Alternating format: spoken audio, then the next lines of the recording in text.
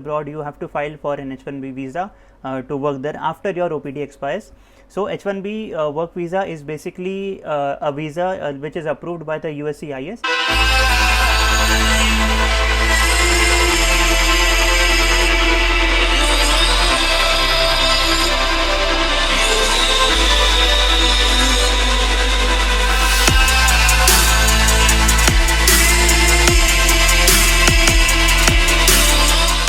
Hey guys, welcome to another video, and in this video we are going to talk about different type of visas available if you are wishing to or planning to study in the US as a master student, as an undergraduation or a PhD student, or if you want to visit someone in the US as a tourist visa, which is the B1 visa.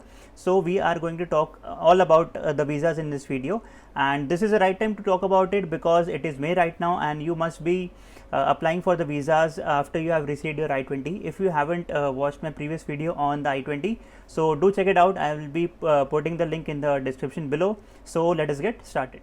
So the first visa type is the tourist or the business visa. So there are two types here. The B1 type is basically if you are going to attend educational or service conferences abroad, and if you are going for settlement or if you want to settle for a contract there, then B1 visa is for you. And the second type of visa is the B2 visa. B2 visa is for pleasure as well as medical treatment, and this includes all the tourism. If you want to visit any family, if you want to go and meet some friends there, or if you want to seek a medical treatment there, so B2 visa is for them. So the next type of visa is the work visa. Yeah, now we are talking, right? And in the work visa, basically what you have to do is, for example, if I am going for masters abroad and my program ends in the next September or October, and my student visa, which is the F1 visa, expires, then I have to work there, right? And if to file for the OPT, I have to first generate a I-129 form, which has to be approved by the USCIS. Before I apply for the work visa, I have to get my I-129 form approved by the USCIS, and after that you will go to a sponsor or a company which will be sponsoring you for the work visa, and then another form which will be generated is the I-797 form. And basically when you go to the consulate for the interview of your work visa, you have to take the I-129 form with you.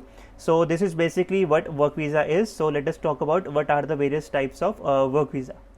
So the first type of work visa is the H1B visa, and it is the most common visa among students. And if you want to go to masters abroad, you have to file for an H1B visa to work there after your OPT expires. So H1B work visa is basically a visa which is approved by the USCIS. So the basic requirements for this is you have to have a bachelor's degree and a particular skill set, and the USCIS will determine if you are eligible to apply for the H1B visa or if you have the particular skill set for that particular job. And your company has to make a separate application to the labor department concluding that they want to hire you. So a separate labor application has to be sent by your employer. Next is the H2A visa. So H2A visa is basically for agriculture purposes, and if the US, if a particular company in the US has shortage in the agriculture field, they can bring foreign nationals into the country, and they have to file a separate I-129 form for it.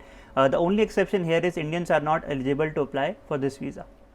Next is the H2B visa. So H2B visa is basically for skilled and unskilled workers. So for example, if a company has shortage of American workers and if they want to hire you, they will be hiring you on a seasonal job, and which will be a part-time job, and Indians are not eligible for this type of visa. Next is the H3 visa. So H3 visa is basically for trainees. So for example, if you want to if you are going to the US and if you are sponsored by the employer and they are bringing you to the US for any training purposes, it is valid for up to 2 years.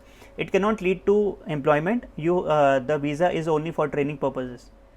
Next is the H4 visa. H4 visa is for dependents. For example, if you are someone who has a H visa, then if your wife or children want to accompany you to the US, they have to be in the H4 visa category. And the only exception here is that your wife or children cannot work in the US, so they are not permitted to work, but they can accompany you when you are traveling to the US.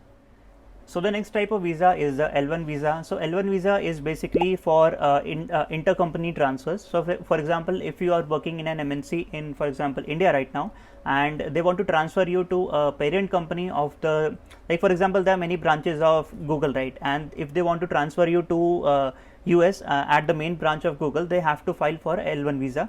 The only requirements for this visa is you have to be at a manager or executive position at the company which you are working for, and you must be employed.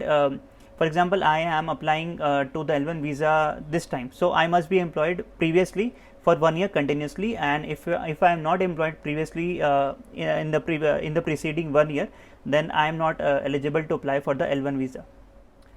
Next type of visa is the L2 visa. So L2 visa is another form of dependent visa, and if you are going to the US and if you have an H visa, your children under the age of 21 and your wife can accompany you to the US.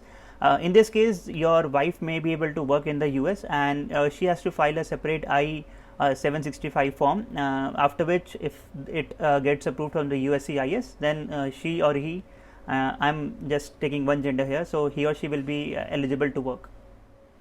Next type of visa is the type P visa. So for example, if you are an athlete or an entertainer or an artist who wishes to perform in the United States on a temporary basis, they have to file for a visa type of P. So now let us talk about the most common visa, which is the student visa. So the student visa is basically if you are applying for a US program abroad, and if you get accepted from the program, then you provide your financial documents, you receive your I-20, and the thing with visa is you can apply for a US visa 120 days before your program starts, and you can travel to the United States 30 days before your program starts, and this is basically what student visa is. So let us talk about the type of student visas. So the first type of visa is the F1 visa. So if you are going for undergraduation or masters or PhD abroad, and this visa will be applicable for you because you are going for academic purposes, and this visa's requirement is that the school or the college you are attending, the classes must be greater than 18 hours per week. If the classes are 18 hours or more per week, then you will be issued an F1 visa, and you will be able to travel to the US and attend the program which you are wishing to. The next type of visa is the M1 visa. So M1 visa is basically for anyone who wants to go to vocational training or non-academic purposes, and if a student leaves the US in 5 months or more, he or she may lose the status of your visa, and you have to apply again if you are out of the US on another purpose which is not related to the M1 visa. You may lose your status.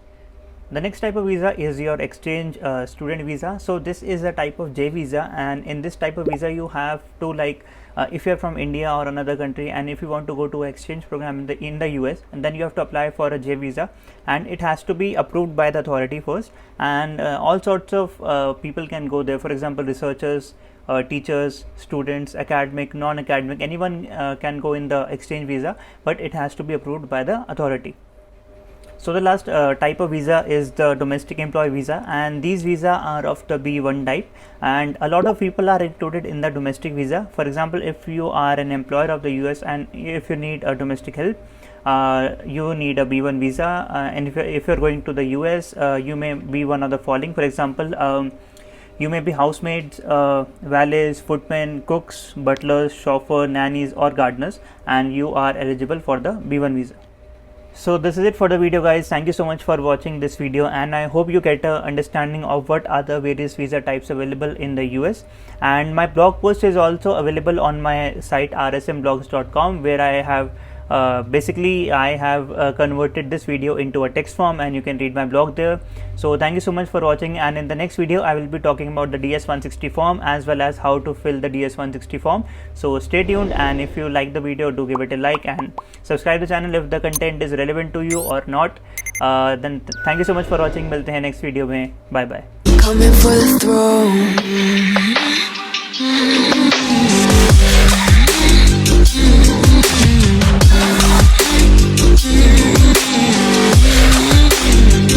So you wanna be my enemy? You should've known I'd never kiss the rain. Ice runs in